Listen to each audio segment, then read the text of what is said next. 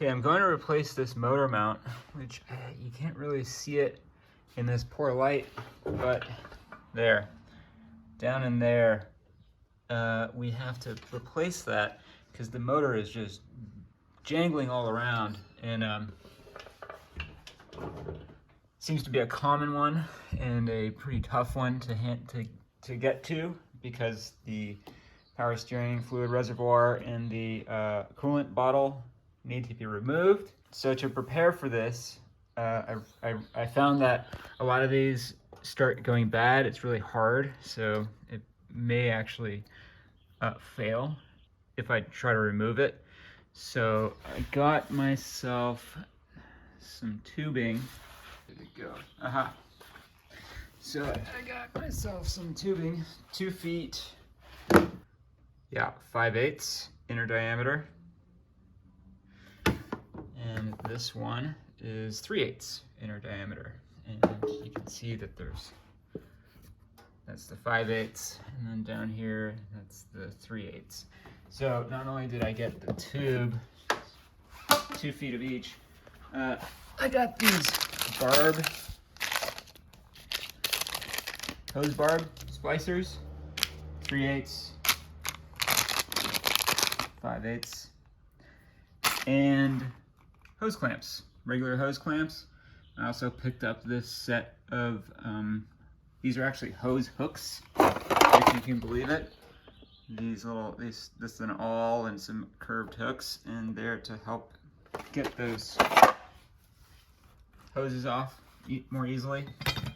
And these will do a different job later. So yeah, let's start by getting all this stuff out of the way as much as possible so I can get down to that mount. So one thing I forgot to mention actually is you're going to need some power steering fluid because we're going to remove that. Also, it needs to be replaced anyway.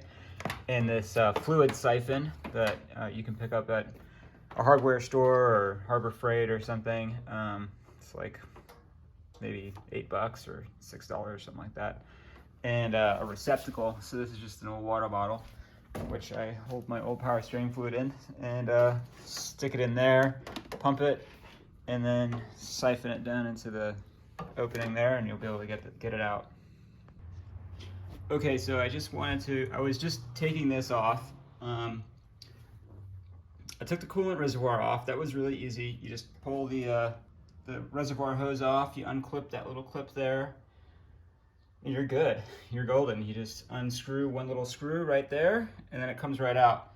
I'm using this handy magnetic holder thing. It's great, so you never lose anything. It's totally magnetic, and it holds your metal pieces in place. You probably should also put your 10mm in there when you're not using it so you don't lose it, because those things go everywhere. And then I found that to take the power steering bottle off, there's actually in there, it actually sits right in there. Let's see if I can get it back in. Yeah. And there's a clip down there. And all you have to do is just push that clip out of the way. Let's see if I can, there. Okay, there's a clip down there. And I'll just push it in. Take your screwdriver and you push that clip back like that, and it actually frees up the path for the bottle to pop right out. Okay, so this is now about 2 hours later. I had to remove some extra things, so let's just run through it real fast. So I took out the power steering bottle and plugged it up really not very well with that paper towel. And instead of actually breaking this thing, I just sort of tied it off. So it's tied off to the brake reservoir, the brake fluid reservoir. Probably not great, but it's not too much tension, so it's fine. Just to keep it out of the way, I had to unhook this thing for going to the AC line, so you're definitely not going to be able to cut this at all without letting all the coolant out.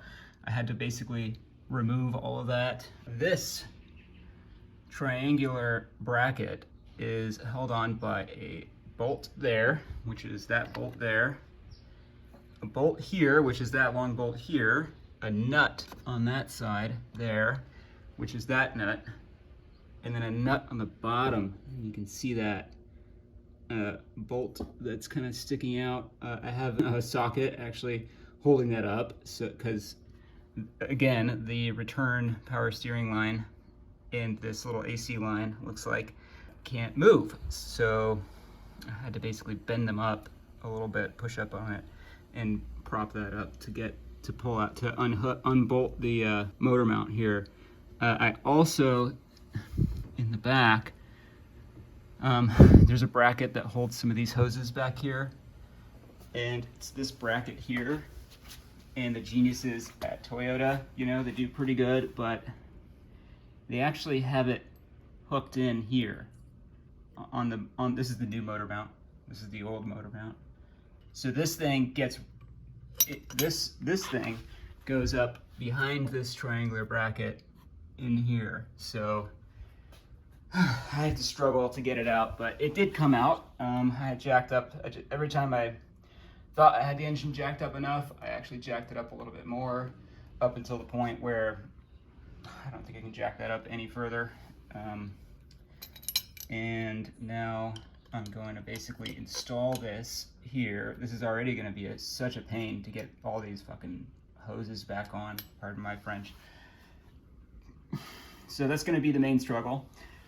In order to get to the bottom nut, just going back to this triangular bracket, I actually took off the front wheel. I have it up on stands, and you need a good foot, at least 12-inch extender, and you get up in there. You probably can't see anything, but up in there, that's where you access that nut. So I was able to get it out, and hopefully I can get this all back together. So I'm gonna just go ahead and put that back on, put that bracket on, jam that sucker back in there as best I can, get the bolts down, and get the hoses back on, and I'll see you in a bit. One thing is that the power steering fluid bottle went here, and I had to basically take that off because this plastic wire conduit thing was getting in the way, and I actually ended up cracking it a bit, so just expect that to get in the way when you do it. Okay, so the job is done. Headlamp on here.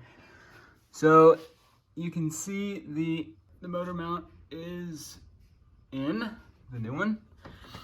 I did have to do quite a bit more work than I was expecting, so definitely set aside the entire afternoon to do this job if you're not familiar with it. I had a lot of trouble getting these hoses back sort of together back there. So tools, the best tools that I found was in fact this pry bar, this iron bar for leverage. I know there's probably not good to use it on a ratchet, but I did anyway. Plenty of random extenders. I daisy chained this one. Actually I needed a longer extension, so I even extended it a little bit further with a different setup, so just keep that in mind. This came in real handy, kept track of all my screws, I didn't lose anything. Pliers obviously were useful. The 17 millimeter, the 14 millimeter, and the 10 millimeter were what I actually, the sockets that I had to use the most.